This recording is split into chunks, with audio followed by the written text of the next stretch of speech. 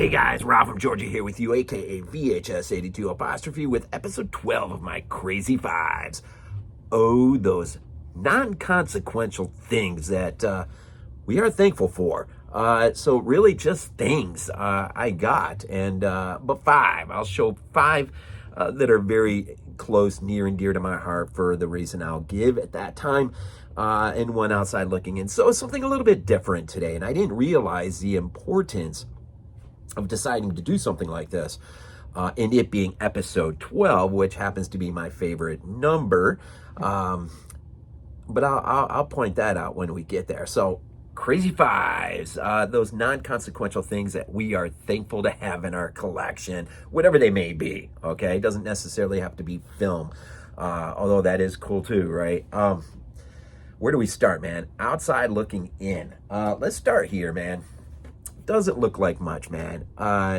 White clamshell, I guess is a clamshell, right? The big white box, Alien VHS. Why on earth is this, should I include something like this? It's more to the story of this. For about a 2-year stint, we actually left Georgia and went back home to Western New York, where I'm basically native to. And in that 2-year stretch, it was our anniversary, our wedding anniversary. We had gone out to eat, just me and my wife. And on our way back through, we were passing by on a strip, the location, a plaza, where back in the day when I was a teenager, there was the video store that I often talk about in my videos, Movie World. Back in the heyday of the mom and pop or regional chains of VHS shops. So as we're coming through, in where that video store location used to be, now was a thrift store. And every once in a while, you'd just stop on my, if I was going by and see if there was anything notable in the VHS or DVD section, whatever. So on this particular day, it's our anniversary, out to dinner, on our way back home, I say to my wife, do you mind if we, stop real quick over here and let's just take a quick gander? And so, no, she says, that's fine. So we pull in and she stays in the car. I go in and, I'm looking at the shelves, and out of the corner of my eye, down at the bottom, I see this. And boy, right off the bat, it just strikes something like, I know this, obviously the movie, but I know this packaging. I'm like, and then it suddenly hit me and it occurred to me, I'm like, no way. So I grabbed it up, I opened it up, and sure enough, wouldn't you know it, a sticker, Movie World. I would have rented this movie back in the day because, back in the VHS days, you were lucky to probably have maybe 2, no more than 3 copies of this on the shelf, if 3. And so sometimes there was a waiting list to get your hands on a movie. So chances are really probable that I had rented this very tape on more than one occasion. And to see it down there, and for a measly, I don't know if it was a buck and change or something, to have it is literally my only keepsake, I guess, from those days of renting VHS tapes from the literal store that I would have gone to, that I often mention in my videos. And so for that reason, this definitely probably should be in a top 5 and not outside looking in, but it is very precious to me for that reason. All right, let's get into the 5. I didn't even think about chronological. It is what it is. First thing, let's do this. Ticket. John Carpenter's, I should do it like that, huh? John Carpenter's The Thing. Was lucky enough to see this on the big screen a few years back with my son, actually. And real quick story to that, in 1982, when this movie first came out, The Thing, right? Just the old DVD here. When this film first came out, me and my buddy were supposed to go see this together. We basically fibbed a lie that we weren't going to see this. We were going to go see Clint Eastwood and Firefox. So my mom dropped us off and everything. Well, we get in there to get our tickets for The Thing. My friend, we went over to see the posters first. And as soon as he saw the poster, he started to get cold feet. And so there that played out for the next 5-10 minutes or whatever. And he basically chickened out, so it forced my hand, and so we ultimately went to see Firefox. And you could hear, because back in those days the walls were paper thin, and I could hear the thing at times. And if you've seen Firefox, which I love today, I absolutely love that movie, but that's not the movie I wanted to see in the theater. I wanted to see this one. And so I've never forgotten that. And a few years ago, this just happened to play at a theater close to me. And so me and my son raced out there to see it on the big screen. And so it only took the better part of my life, but I finally did get a movie ticket for seeing The Thing on the big screen. So that is very precious to me. So that's 5. I'm trying to keep track of this. 4. Let's do this one. So you're all familiar with Lucio Fulci's City of the Living Dead, right? I'm sure we are, right? Well, here is number 4. Yeah, number 4. I didn't write anything out today. This. It's a brick, right? Doesn't look that important or meaningful. But this brick, man, this brick comes from Midway, Georgia. The cemetery. I really hope I didn't curse myself with this, but this comes from the cemetery where they shot the beginning scenes of City of the Living Dead, or the Gates of Hell.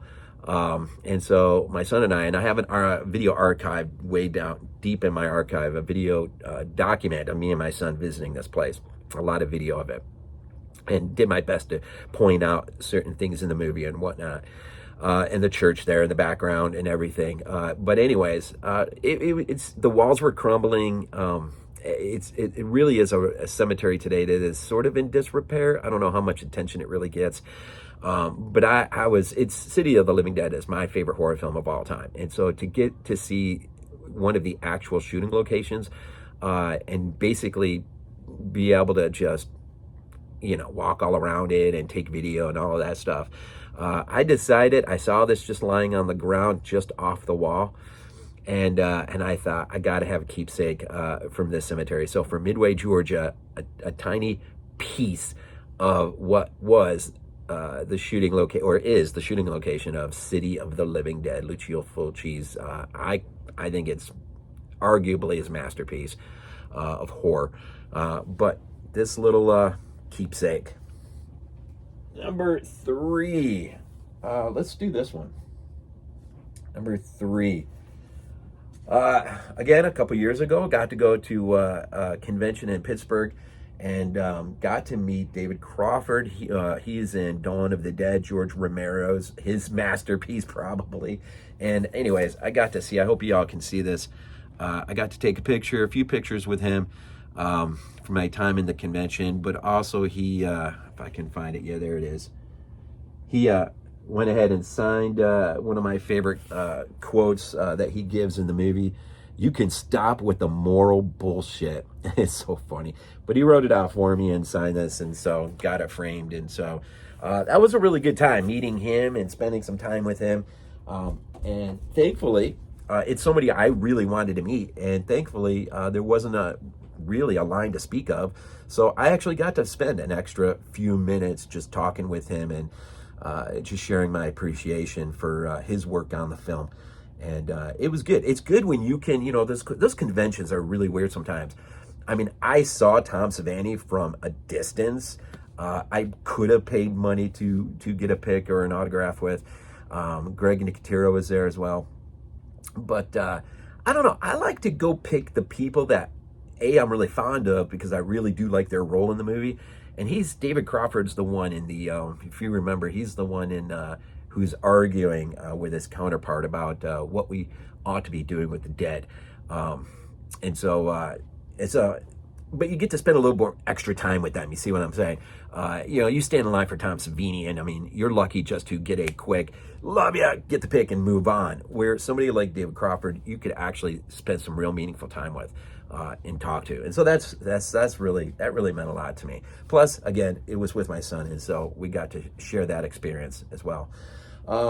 Number 2, this is going quicker than I thought it would. My love for H.P. Lovecraft knows no bounds.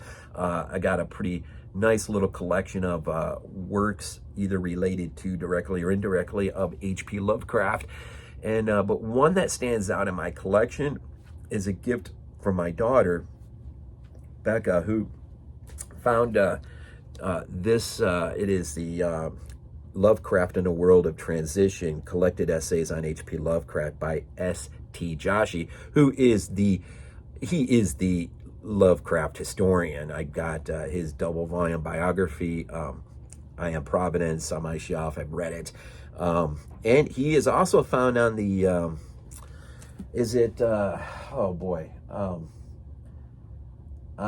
the Vestron release of Dagon.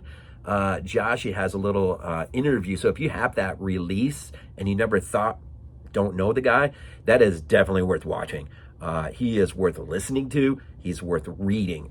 But what makes this really special is, if I can find it here, his autograph, S.T. Joshi's autograph. So that really makes this this book really special. I've read a lot by S.T. Joshi, and dude is the authentic Lovecraft historian, man. And if you've never read I Am Providence, the double volume biography on H.P. Lovecraft, it is well worth the purchase and the read. I don't know if it's still out there. I would imagine it is. But this is a nice collection of essays dealing with a lot of aspects of Lovecraft, his politics, and just all across the board kind of stuff. So that, number two, that really makes this a really special item in my collection. So number one, so outside looking in, we had the Alien, my little keepsake from the original store that I used to go to all the time. My Thing ticket, the Brick from City of the Living Dead Cemetery in Midway, Georgia, the Dawn of the Dead, and the Lovecraft item. Number one, this is really special, and it's just not one aspect. It's multiple aspects of it that I'm going to show real quick. But and it reminded me, or it hit me, why it's just so funny that this is episode 12 of my Crazy Fives. I figured I have to end on number one. Now, y'all know I'm a huge Jim Kelly fan.